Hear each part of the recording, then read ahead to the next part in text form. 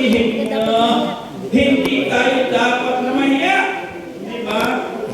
Sapagkat kapag ang dala-dala natin ay salita ng Diyos, there is nothing to be afraid. Kaya be not ashamed. Lahat ng mga hindi nahihiya ang tawag yan, elder, ambassador. Hindi ba? Kaya kapag ka ambassador, ano ibig sabihin? Walang hiya. Diba? Kaya ang sabi, be not ashamed of the gospel. Huh? Kaya ako huwag bilid na bilid sa akin mga estudyante. Diba? Naglilingkod, nagsasalita, kumakanta. Ha? Yung dalawang nag-duet, ang ganda kumanta. Mas magaling pa sa nanay. Ha? Si Brother Johnny, ang galing pala. Ha? Ang galing tumurota. Hindi ba? Ano yung tawag doon sa iyo yung turota mo? Ha? Saxophone! Ang galing ng saxophone. Napakahirap na yung saxophone. Ha? Actually, hindi ko natutunan yun. Ang galing, ang hirap niyan, ganyan-ganyan, no? Ganyan! Ha? Halika na na, Brother Johnny, tututog ka. Halika. Gagamit tayo sa Panginoon. Kasi sabi, be not ashamed of the gospel. Kasi ambassador ka ng Panginoon. And last but not the least, mga minamahal na mga kapatid, everybody say dream. Ano yung letter D? Ha?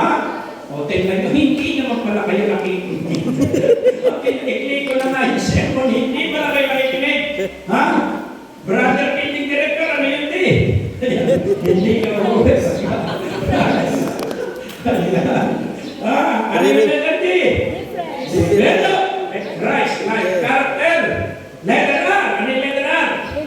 Reveal Christ in your suffering. Letter A, Atilea.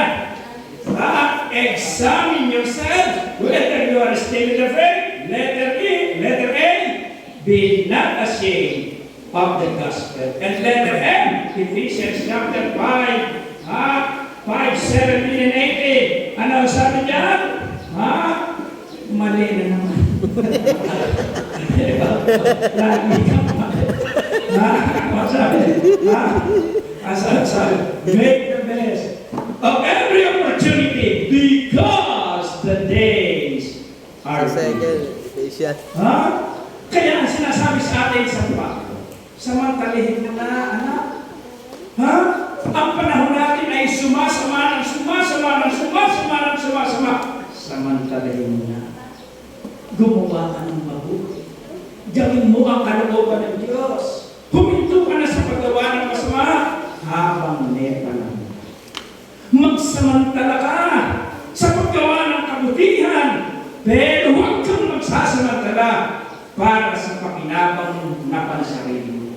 Kung minsan mali ang ating pagsasamantala. Di ba? Kung makakalusot, makakalusot. Ha? Nagsasamantala sa maling kapal.